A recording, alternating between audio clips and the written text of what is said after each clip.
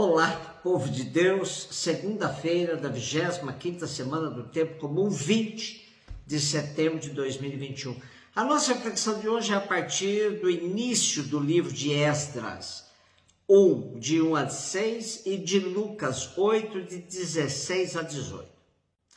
No primeiro ano do reinado de Ciro, rei da Pérsia, para que se cumprisse a palavra do Senhor pronunciada pela boca de Jeremias, o Senhor moveu o espírito de Ciro, rei da Pérsia, que mandou publicar em todo o seu reinado, de viva voz e por escrito, a seguinte proclamação: Assim fala Ciro, rei da Pérsia: O Senhor, Deus do céu, me deu todos os reinos da terra e me encarregou de lhe construir um templo em Jerusalém, na terra de Judá.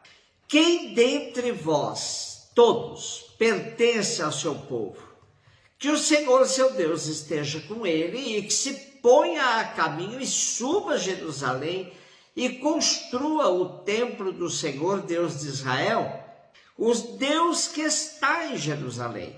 E a todos os sobreviventes, onde quer que residam as pessoas do lugar, proporcionem prata, ouro, bens e animais, além de donativos espontâneos para o templo de Deus que está em Jerusalém. Então se levantaram os chefes da família de Judá e de Benjamim, os sacerdotes, os levitas, todos aqueles que se sentiram inspirados por Deus para edificar o templo do Senhor, que está em Jerusalém. E todos os seus vizinhos lhe trouxeram toda espécie de ajuda em prata, ouro, bens, animais e objetos preciosos, sem falar em todas as doações espontâneas. Junto com o livro de Neemias, o livro de Esdras forma uma unidade em termos de continuar a história de Israel depois dos livros dos reis e das crônicas. O período contemplado aí é pelos anos 538 a 400 a.C. O tema central é a organização da comunidade que se formou a partir da volta dos judeus exilados da Babilônia. A Bíblia Pastoral nos ajuda a entender bem os propósitos do conjunto de Neemias e Esdras. Diz ela: embora sua leitura implique dificuldades, esses livros mostram como um grupo se reúne e se organiza para formar a comunidade. Certamente o grupo deverá enfrentar dificuldades econômicas para sobreviver, políticas para constituir o seu espaço e ideológicas para manter a identidade original.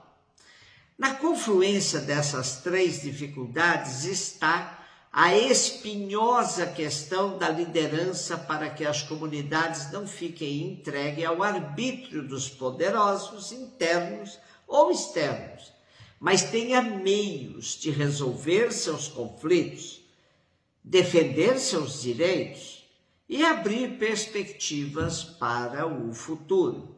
O trecho de hoje destaca a figura de Ciro, rei da Pérsia, que permitiu a volta dos exilados para Jerusalém e a decisão de algumas tribos, sobretudo a de Judá e Benjamim, de voltar para reconstruir o templo, pois esse era o sinal da unidade e da identidade do povo de Israel.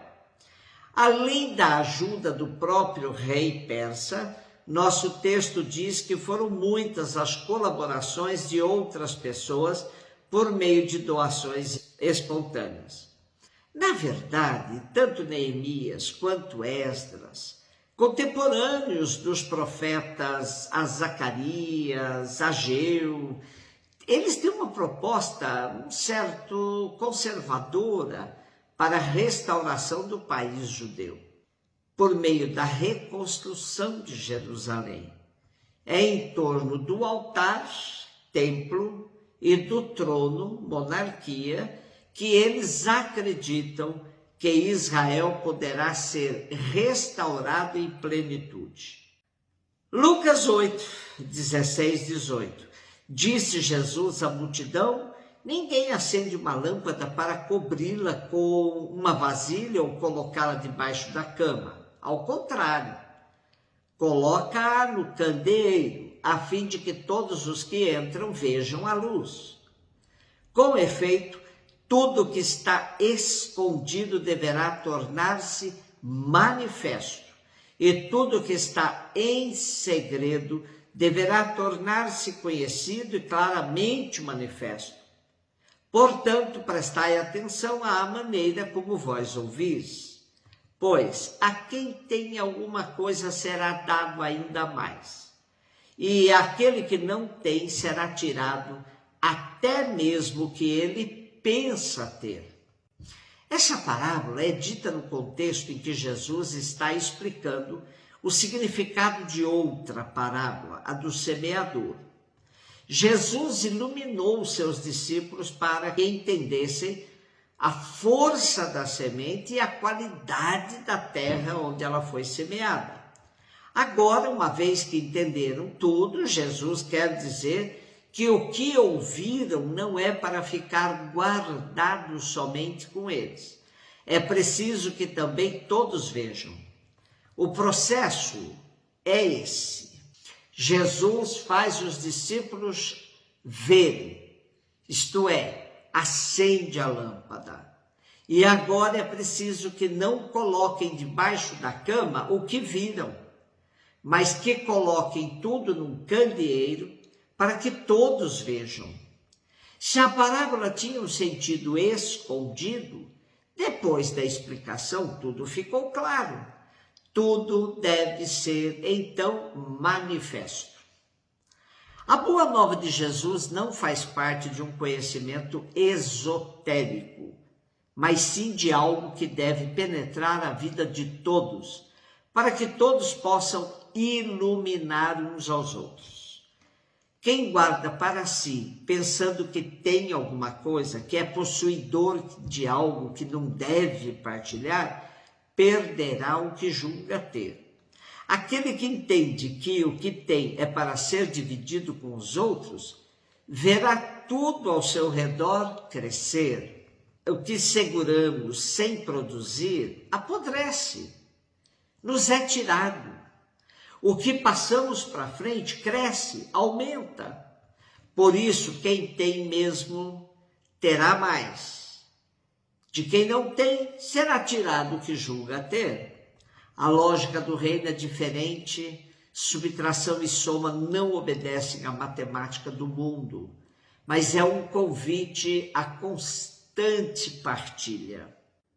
Os ensinamentos de Jesus são desconcertantes para os discípulos e até para nós hoje, devido à nossa maneira de pensar, que é muito autocentrada, narcísica e egoísta.